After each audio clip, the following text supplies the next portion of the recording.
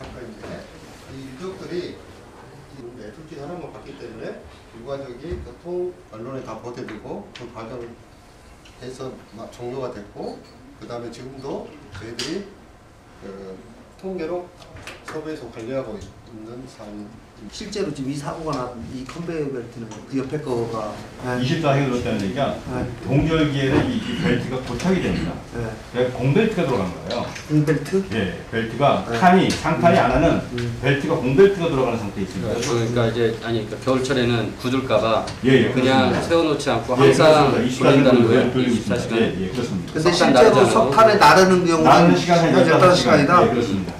근데 작업을 그 공벨트 할 때도 그러면 작업자가 있어요? 공벨트 할 때는 작업자가 없어요? 없습니다. 그냥 혼자 돌아가는 거예요? 그렇습니다. 벨트만? 예. 그럼 지금 사고 났을 이제 김용균 씨는 그 24시간, 그러니까 공벨트 돌아가는 옆에서 그 시간대에 아마 점검을 하지 않았나, 공벨트 돌아가는 시간대에. 그 옆에 그러면은 이제 그 석탄이 올라간 그 벨트를 점검하고 있었던 거예요? 아니, 그 당시 점검할 당시 그 벨트는 공벨트였던 것 같습니다. 전문님 죄송합니다.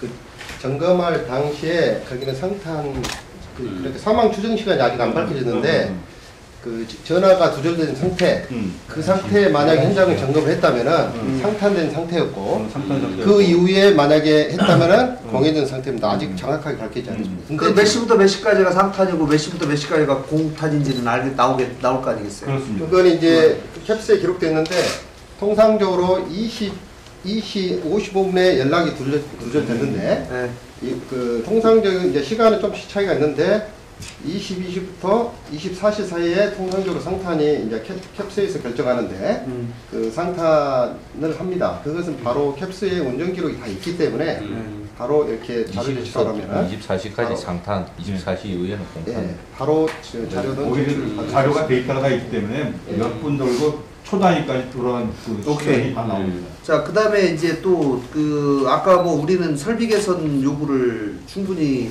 받아서 27건인가를 해가지고 그 다 하면서 뭐 51억 집행해가지고 설비 개선하는데 나름대로 최선을 다했다 이런 취지로 얘기를 한 것 같은데, 아까 제가 그 현장에서 들어본 얘기들은 제가 그럼 지금 가장 큰 문제가 뭐냐 그랬더니 그분들이 하는 얘기가 이 설비 개선에 대해서 이런 것이 사실 지금 상당히 위험하고 문제가 있으니 이런 것 좀 고쳐주시오 이렇게 얘기를 하면 이게 돈 들어가는 거기 때문에 안 된다는 거예요, 서부발전에서.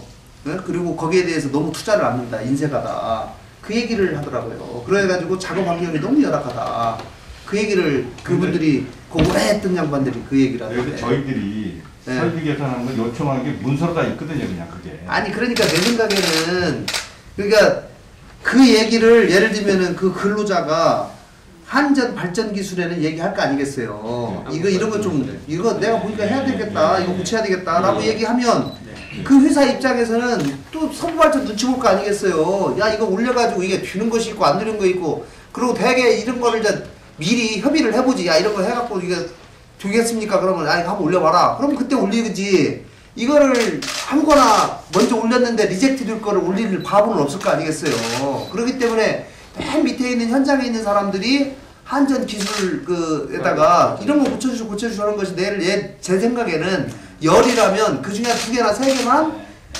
억셉해가지고 서부발전에다 올릴 거라 이거예요, 나는. 그럴 가능성이 대단히 높은 것 같아요. 말씀하시니까 뭐 충분히 공감하겠고, 그런 정황이 있는지 한번 해보겠습니다. 그러니까 그거를 제가 볼 때는 한번 그 현장에서 일하는 그 한전 전력 기술의 그 직원들을 발전 기술을 직접 불러다가 얘기를 한번 들어보세요. 그럼 당신들이 생각할 때 뭐가 이 설비에 문제가 있고 뭐를 개선해야 되는지에 대해서 건의를 했는데 안 된 것이 뭐고, 그럼 지금 상황에서는 또 뭐를 개선해야 되는지 이렇게 생각하는지를 이게 솔직하게 얘기를 해가지고 그걸 들어볼 필요가 반드시 있다는 생각이 든단 말이에요. 그 다음에 아까 지금 5명 3건 축소 사유이 국회에다 국감자료에다 했다라는 것은 고용노동부 통계에 뭐 맞추려고 이렇게 했다라고 하는 건 말은 그렇게 하는데, 근데 실제로 고용노동부에다가는 산자부나 고용노동부에다가는 신고하고 경영평가 받을 때는 다 했다는데 그것을 국감 자리에다가 고용노동부 통계에 일치하기 위해서 일부러 뺐다라고 하는 것은 이거는 내가 볼 때는 납득이 안 되는데 이거는 뭐 국회에다가 야 이런 건 일부러 좀 이거 빼고 하자라고 이렇게 얘기한 것처럼 느껴질 수밖에 없는. 그래서 내년부터는 개선해서 그 통계 들어간 거 그 아래에 표식을 해가지고 같이 이렇게 올리도록 하겠습니다. 내년부터 올리도록 하겠습니다. 자 그다음에 이게 지금 하청업체에서 발생된 것까지도 전부 다 기록이 됩니까? 예. 보고가 됩니까? 저희 그 태안 같은 건 태안사업청 분해에서 발생한 그러니까는 저희 회사가 아니고 하청에 또 하도급을 가더라도 예. 다 그것은 아까 얘기한 그 10건이라고 하는 것은 전부 다 그게 다 포함이 돼 있습니까? 예, 이번 건 포함해서 12건에는 다 포함이 되어 있습니다. 산업장 기준으로 산재 발생수는 체크를 하니까 다 지금 하청 개발한 것도 들어갔다는 거죠. 예. 이번 국감 때는 이제 발전사들이 똑같은 자료를 요청받아 똑같이 내면서 기준을 고용노동부 통계 기준으로 이렇게 거기 공식적인 부분이니까 그렇게 보고가 산업재해로 분류된 고용노동부 통계가 이제 매년 이렇게 책자로 이렇게 나옵니다. 자 그다음에 이제 이거는 이 사장님으로서는 굉장히 고민을 해야 될 부분인데 지금 굉장히 이제 사회적으로 지금 크게 문제되는 것이 이렇게 굉장히 위험한 부분을 전부 다 위주 주고 하청업체로 다 맡기고 이거를 과거에는 이게 성우발전에서 다 직접 직원들이 다 했다며요. 옛날에 이제 뭐 한전 때는 했는데 이제 이거를 민간으로 민영화되면서 그 부분을 다 위주시키고 이렇게 자꾸 이렇게 위주시키고 있지 않습니까? 근데 그 부분을 이 위험한 작업에 대해서는 직고용을 하고 해야지 그 여기서 설비도 더 투자하고 위험을 더 관리하고 그다음에 문제가 생기면 예를 들면 한전 사장한테 직접 무슨 책임이 가기 때문에 더 관심도 가지고 하지 않겠냐라고 하는 것이 보통 사람들의 생각이고 또 지금 민주노총은 또 그 부분을 가장 크게 어쨌든지 주장을 하고 있잖아요. 그 부분에 대해서는 어떤 생각을 가지고 계신가요? 어떤 방식? 일단은 기본적으로 그런 경쟁 입찰한 것도 전부 방침에 의해서 그렇게 예전에 한전에서 하던 것을 처음에는 아마 이제 한전 산업개발이었나요? 한전 산업개발로 그거를 완전히 그 업무를 떠넘긴 겁니다. 한전에서 산업개발로. 그러다가 이제 한전 산업개발에서 쭉 해오다가 옛날에 아마 발전고 이렇게 노조 파업하면서 뭐 이런 것 때문에 이게 민간 경제 업체를 좀 육성을 해서 그런 어떤 파업에 따른 위험을 해소하고자 하기 위해서 민간 업체를 육성을 했던 겁니다. 그래가지고 그 민간 업체로 하여금 이렇게 수주할 수 있게끔 그렇게 만들어진 체제가 지금 경쟁 체제입니다. 그러니까 지금 이제 그 과거 정부 시절에 쭉 이루어져 온 지금 상태가 결국은 이제 어떤 위험의 외주화라고 우리가 표현하고 결국은 이제 위험한 작업들을 이렇게 하청 기업에 하고 또 하청은 또 재하청도 준다고 아까 말씀하시더라고요. 결국은 그렇게 되면서 우리 서울발전이나 이런 데서 이제 책임을 점점 회피하는 수단으로 활용되는 것이라고 이제 평가를 하니까 이런 부분에 대해서 뭔가 좀 대책이 마련되어야 된다라는 생각을 하는 거니까 기본적으로 이런 안전에 대한 어떤 뭐 점검이랄지 아까 말씀하신 뭐 2일 1조로 하고 뭐 저기 비숙련 노동자는 숙련될 때까지 더 훈련시키는 동안 한다 뭐 이런 것들은 지금 당장 할 수 있는 것이지만 근본적으로 결국은 이렇게 외주화하지 않고 직접 고용해서 내부에서 더 챙겨야 되는 거 아니냐라는 부분인 거예요. 그래서 그 부분에 대해서 어떤 생각을 가지고 계신지 이게 이제 사실은 뭐 과거에 이제 자꾸 민영화하면서 효율성을 추구하면서 자꾸 이렇게 슬림화시키고 이렇게 하지 않았겠어요? 근데 지금 어쨌든지 이제 이게 지금 굉장히 큰 사회 문제가 지금 되고 있단 말이에요. 그런데 그동안에 이게 역사성이 있는 것이고 어느 날 갑자기 예를 들면은 그 우리가 하청주는 자회사의 직원으로 되어 있는 사람들을 우리가 다 직고용한다는 것은 또 뭐 인력 우리 방침상 이게 당장은 쉽지는 않겠지만 저는 이 부분에 관해서는 효율성과 함께 이 사람들의 생명과 안전을 보호해야 되는 이런 부분하고도 지금 뭐 태안화력에서 사고 난 것들이 다 지금 대부분 막 사망 사고가 많이 나더만요. 이게 그러니까 그렇기 때문에 이거는 물론 비단 우리 서부발전뿐만 아니라 예를 들면 발전사 전체적으로 한번 모여서 회의도 한번 해보고 이 부분에 관해서 논의를 한번 해볼 필요가 저는 있다고 생각을 해요. 이 부분에 관해서. 네, 그 부분은 말씀하신 대로 발전 5사 공동의 지금 네. 과제입니다. 그래서 이 부분을 어떻게 할 건지는 발전 5사 간에도 이야기를 하고 있고 또 정부하고도. 그러니까 예를 들면 그분들을 지금 위주화 시켜가지고 뭐 1년에 뭐 아까 200억인가요? 206억? 3년 동안 206억입니까? 그럼 3년 동안 206억이라고 봤을 때 우리가 예를 들면 직고용 그분들을 다 직고용해갖고 한다고 하면은 얼마가 들어가는지 대충 계산을 또 해보면 나올 거 아니겠어요? 예. 네? 거기도 지금 그래서- 우리가 고용 와서 일하는 인력이 한 60명 되니까 네. 60명에 이제 206억이거든요. 그러니까 그분들이 이제 우리가 직고용하게 되면은 간접비도 좀 늘어날 것이고 뭐 예를 들면 임금도 좀 늘어날 것이고 뭐 여러 가지 조금 더 늘어나지 않겠어요? 그러면 거기에 대한 이 임금 상승분이 대충 어떻게 되는지 그 다음에 가장 위험한 부분부터 먼저 이거를 한다고 했을 때 지금 예를 들면 지금 이 사고 난 거보다도 우리가 볼 때는 위주 주고 있는 중에 더 위험한 부분이 있습니까? 더 위험한 부분이 있어요? 그러니까 예를 들면 이제 우리가 위험에 대해서도 뭐 1순위가 있고 2순위가 있고 3순위가 우리 쭉 있을 게 않겠어요. 그럼 그 중에서 지금 위주되고 있는 것들을 쭉 리스트를 한번 해보고 가장 선순위로 맨 먼저부터 예를 들면 이거를 이 인소싱으로 이제 위주 줬다가 안으로 바꾼다고 했을 때 인건비 부담이 얼마큼 되는지 이런 것들도 한번 시뮬레이션을 해봐가지고 그거를 발전사들 전체적으로 한번 의논을 해볼 필요가 저는 있다고 봐요. 예. 이거는. 그건 앞으로 이제 산업부가 중심으로 해가지고 발전사가 네. 아마 그 활동 용역을 해가지고 네. 그 제3의 용역 기관을 네. 정해서 네. 그 아마 인력 시작해서 전체적으로 제공이 되거든요. 예. 그러니까 뭐 어쨌든 이것이 자꾸 반복이 되니까 저도 기본적인 뭐 그동안 이 민영화되는 과정에서 이게 쭉 그 전국 방침이라든가 역사성이 있어가지고 이렇게 지금까지 여기까지 이제 왔단 말이에요. 이걸 하루아침에 고칠 수는 없겠지만 그래도 저는 이제 우리나라가 그래도 기본적으로 사람의 이 생명의 존엄성에 대해서 좀 더 고민을 하고 거기 아까 제가 근무하신 분들을 한 4분 정도하고 좀 얘기를 했어요. 종무 마치고 이 양반이 돌아가신 양반하고 같은 작업장에 근무한다고 하더라고요. 그분들하고 얘기해봤더니 그분들이 그러더라고. 이게 완전히 뭐 막 조금만 지나면 막 이게 막 석탄에 이렇게 해가지고 막 하고 뭐 분진도 많이 생기고 정말 열악하다. 그리고 그렇게 하면서 뭐 이 친구 월급이 뭐 한 180만 원에서 200만 원 정도 사이 될 거라고 그렇게 얘기하더만요. 그러니까 어쨌든지 뭐 그런 것들을 전체적으로 한번 점검을 해볼 필요가 있다. 네. 예. 그런 문제 제기를 곳곳에서 많이 하고 있기 때문에 이번에 고용노동부도 그렇고 산업부도 그렇고 저희 발전회사들도 공히 공감을 하면서 어떤 방법을 찾는데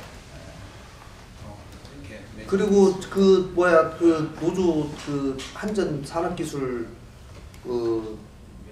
그분들이 뭐 와가지고 만약에 우리 같이 하청 계약서에 도급 계약서에 보면은 사고가 나가지고 이 하청업체의 책임으로 운전이 정지돼가지고 만약에 못 돌아가가지고 이 발전회사에 못 돌아감으로 인해서 생기는 비용 발생분 여기 하루에 뭐 자기들 얘기로는 뭐 그것이 하나가 제대로 안 돌아가면 하루에 7억 내지 8억 정도의 서울발전에 손해가 생기는데 그거를 전부 하청업체가 부담하도록 도급계약서 이렇게 돼 있는데 이거야말로 완전히 뭐 노예계약이고 만약에 그렇게 되면은 그런 것들 때문에 뭐 그 하청기업이 완전히 견뎌낼 수 있겠냐.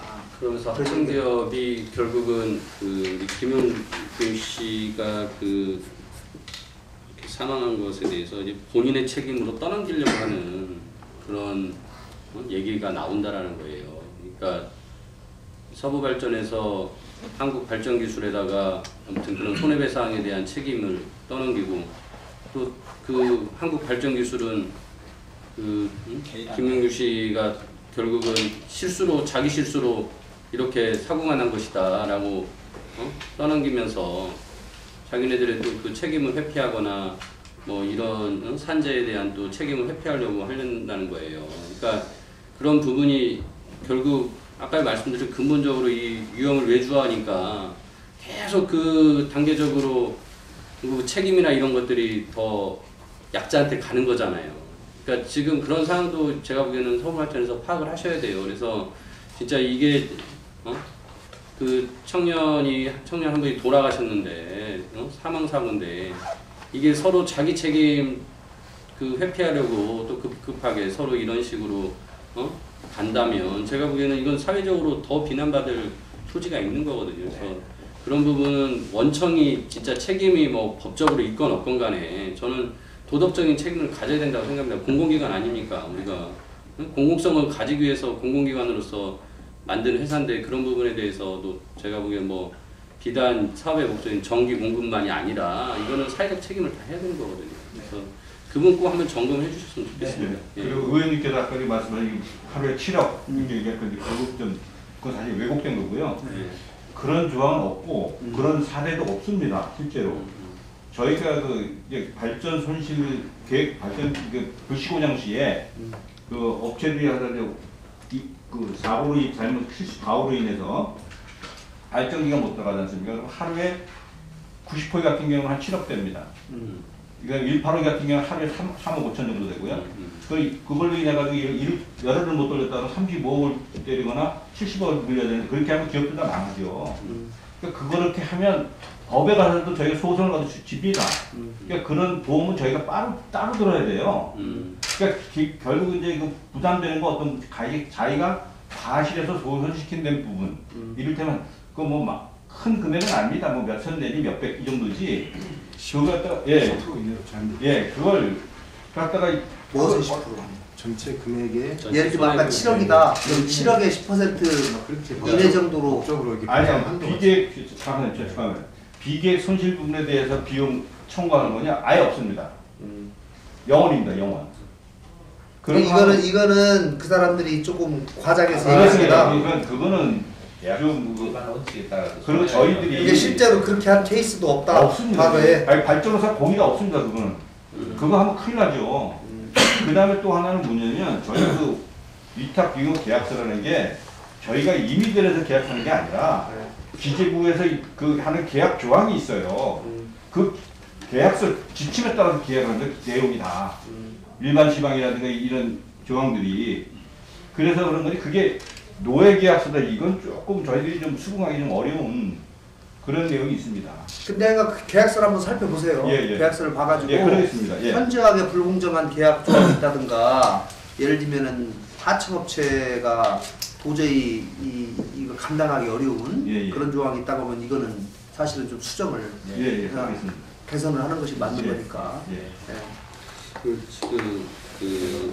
그래서 이제 사고에 관련돼서 설명을 해주시는 분은 그런 얘기를 하시더라고요. 그러니까 이제 결국 이 벨트 돌아가는 것에 이상을 발견할 수 있는 거는 소리를 듣고 발견할 수밖에 없다. 근데 워낙 이제 소음이 크니까 그렇게 소음이 큰 데서 또 귀마개를 주면서 소음을 찾아내라 이상한 소리를 찾아내라고 한다는 게 말이 안 되는 거 아니냐. 뭐 이제 이런 얘기를 하셨고 두 번째로는 아무튼 뭔가 이제 그 문제가 생기니까 이제 그 점검창으로 뭐 이렇게 앞에 사진에는 뭐 잘 안 보이던데 그게 있나 보죠? 그 밑부분에 벨트가 돌아면 밑부분에 한 가로 세로 30cm 정도. 그러니까 이제 거기다 이제 아마 고개를 넣고 이렇게 쳐다보다가 이제 문제가 생긴 거 아니겠냐 뭐 이렇게 추정을 하시는 것 같은데 그러니까 이제 그런 부분들에 대해서 결국은 이 현장이 얼마나 열악한가에 대한 설명을 하시는 거예요.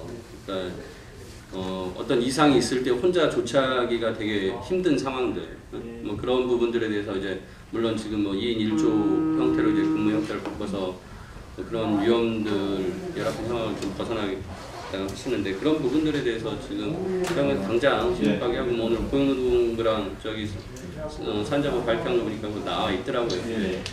뭐 이제 말씀하신 것처럼 아까 이제 한국발전기술이 당장 그 인력을 뭐 얼마나 할지는 모르겠지만. 그런 부분에 대해서 안 되면 원청에서 바로 뭔가 조치를 해주셔야죠.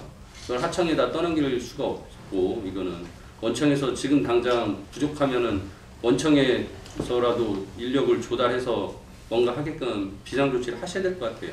지금 이미 그 2인 1조를 하도록 공문을 지시문을 내려보내서 그 186이 정상적으로 운영되고 있거든요. 그 186이 운전하는 근데 이제 그 저기 산업개발입니다. 현장에 계신 분은 그 말씀을 하더라고요. 그러니까 자기는 인력이 없는데 또 2인 1조를 하다 보니까 두 명이서 그러니까 한 명 이렇게 두 개를 보다가 두 명이서 왔다 갔다 하면서 보게 된다. 응? 그러니까 이제 그만큼 인력이 당장 조달이 안 되니까 그럴 수밖에 없는 거 아니에요. 그러니까 이제 그거를 하청 기업의 책임으로 떠넘기고 우리는 지시했다, 공문 내렸다, 니들이 알아서 해라 이렇게 하실 게 아니라 네. 그 안 되면 현실적인 거를 원청에서라도 뭔가 지원할 수 있는 걸 찾아내셔야 된다는 거죠. 그래서 저희들이 그냥 그 2인 1조를 하면 사람 수가 늘어나지 않습니까? 늘어난 부분에 대해서 저희가 돈을 줘야 되지 않습니까? 그래서 그 공문에다가 추가 인건비, 추가 정산한다는 걸 일단 명시해서 그렇게 해서 보내줬습니다. 그냥 그 막연하게 그냥 해서 돈 더 안 주고 항상 문제가 되는 게 돈 안 주고 일 시키는 게 문제가 되거든요.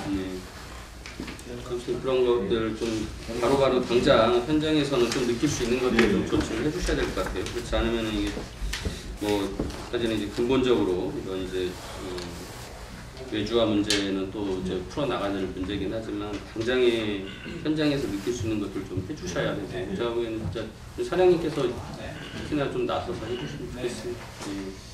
그런 현실적인 인력을 어느 사람을 빼올 거냐 당장에 사람을 이제 늘려야 되는데 그래서 아까 우리 내부적으로 이야기를 하면서 이게 이제 2인 1조라는 게 한 사람은 똑같이 뭐 이렇게 숙련을 반드시 요하는 그런 데까지 뭐 이렇게 숙련 인력을 같이 할 필요는 없지 않느냐. 왜냐하면 안전 차원에서 지금 하는 거니까 보조원이면 되지 않겠느냐. 그런 보조원을 좀 이렇게 쉽게 채용할 수 있도록 그렇게 좀 가야 되지 않겠는가. 그런 방법도 그렇게 해서 일단 안전 인원 확보하는 게 좋겠다. 그렇게 이야기를 했고요. 뭐 그런 방법으로 뭐 대안을 찾아가야 될 것 같습니다. 그리고 이제 부연요 뭐 저기 참고로 말씀드리면 금년에 저희 금년 초에 한 8월 달인가요? 저희 태안 본부의 그 안전 품질 인력을 조직을 강화하면서 인력을 4명을 늘려놨어요. 저희들이 발전 자체 안전 인력. 그래서 그 안전을 저희도 엄청나게 신경을 쓰고 있거든요. 근데 사실 참 그럼에도 불구하고 참 이렇게 참담한 사고가 나서 저희들 상당히 몸둘 바를 좀 모르고 좀 당혹스러워하고 있는 그렇습니다. 그러니까 지금 뭐 당장 사고 난 다음에 뭐 조명 시설 개선했다 그런 얘기도 하던데 그런 것들은 사실은 좀 평소에 좀 개선을 해가지고 사실은 좀 그래도 작업 환경을 좀 개선을 할 필요가 있잖아요. 그러니까 너무 어두워가지고 그걸 제대로 일단 나중에 이번에 사고 난 이후에도 발견하기도 어려울 뿐만 아니라 그 현장 자체가 조명이 너무 어두워가지고 참 굉장히 어렵다라는 그런 얘기를 하던데 그런 것도 한번 잘 살펴보십시오. 작업 환경이라는 게 참. 저도 조명이 이렇게 이제 쾌적할 정도의 조명은 아니라고 봤기 때문에 조명을 좀 추가로 설치하자라고 제가 이야기를 했습니다. 그래서 뭐 아주 뭐 식별이 어려울 정도로 어두운 그런 환경은 아닌데 좀 이렇게 일하면서 쾌적한 어떤 조명 환경이 필요하겠다 이런 생각을 해서 조명을 좀 추가로 설치하는 게 맞다고 봅니다. 우리 사장님하고 전무님 거의 들어보셨어요? 그럼. 그러니까 말씀하시더라고요. 일하시는 분들이 일하러 왔다가 현장 보고 가시는 분들도 있다. 일 못하겠다고. 그러니까 얼마나 열악한지 아실 거잖아요. 진짜 당장 그런 것부터 좀 할 수 있는 걸 좀 해줬으면 좋겠습니다. 알겠습니다. 자, 저희는 오늘은 나이간 가지만 잘 챙겨가지고 뭐 단기적으로 할 거, 또 중장기적으로 할 거 잘 해가지고 개선하시고 또 우리 회사 단독으로 할 거, 또 다른 회사들하고 또 연합해가지고 공동 대응할 거 정리하셔가지고 추가적으로 좀 잘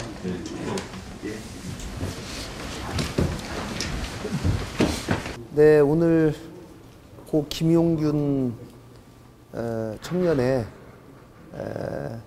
사망 경위 또 동료 노동자들의 증언 등을 들으면서 현장의 작업 현장이 얼마나 열악했던가 또 앞으로 산업재해를 방지하기 위해서 국회에서 어떠한 노력을 해야 되겠는가 하는 것을 절실하게 느낄 수 있는 시간이었던 것 같습니다.